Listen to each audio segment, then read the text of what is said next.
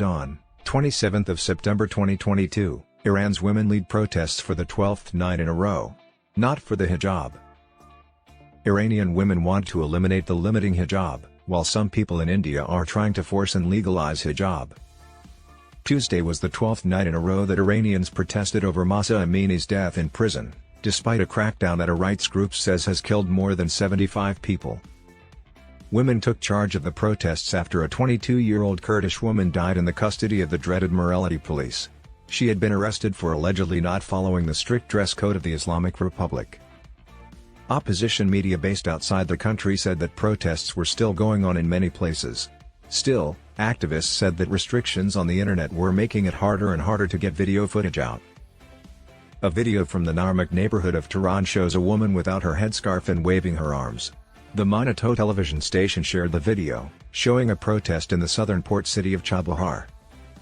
Reports from London-based Iran International TV show women taking off their headscarves in Sanandaj, which is in Amini's home province of Kurdistan, and a man setting fire to a banner of Iran's top leader Ayatollah Ali Khamenei in the southern city of Shiraz.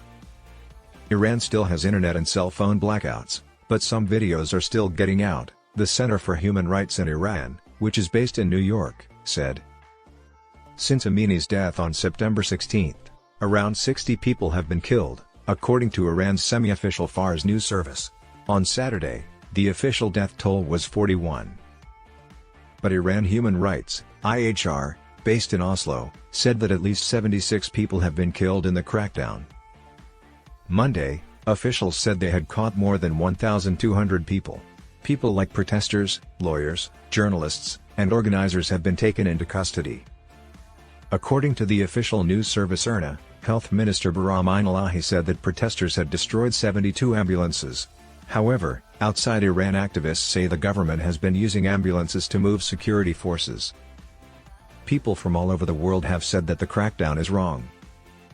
People from all over the world have said that the crackdown is wrong.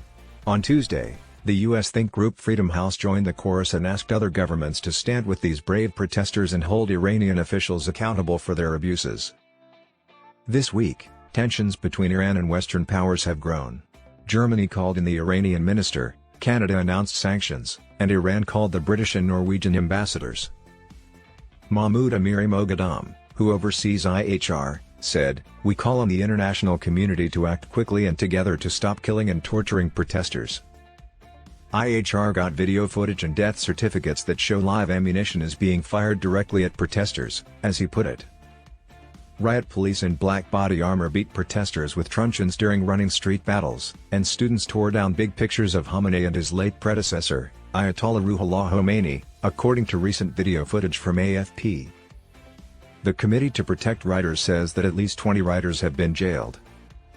Mahsa Ali Mardani, a top Iran researcher for the Freedom of Expression group Article 19, said the internet blackout was just as bad as when fuel price hikes led to deadly protests in November 2019.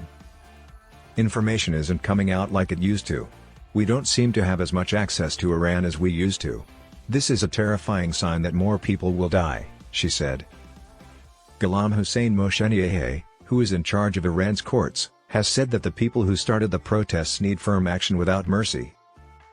But a strong Shiite cleric who has been a part of the country's ultra-conservative establishment for a long time has asked the government to be less harsh. Grand Ayatollah Hossein Nouri Hamidani said, "The leaders must listen to what the people want, solve their problems, and be aware of their rights."